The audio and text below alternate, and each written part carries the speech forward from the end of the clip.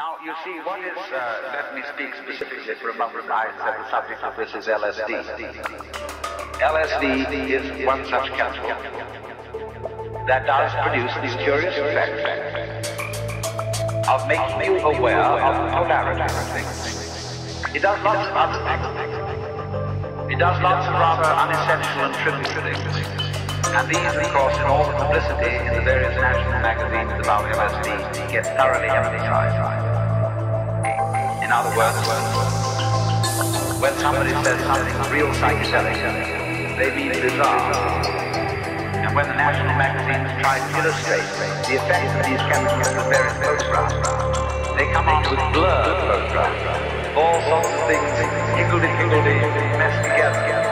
Naked girls seen through prisms. Well, that's absolutely nothing to do with it. If you want some sort of appropriate illustration for a Life magazine article on the effects of LSD, you would have one very simple solution. You would publish the most gorgeous color reproductions of Persian images and of the Moorish characters and of the illumination of Celtic landscapes. That would give you the story. So far as changes in human sensation are concerned.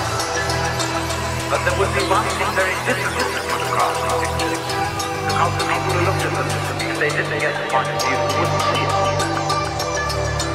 And that is what I will call the sensation, as well as the intellectual understanding of polarity.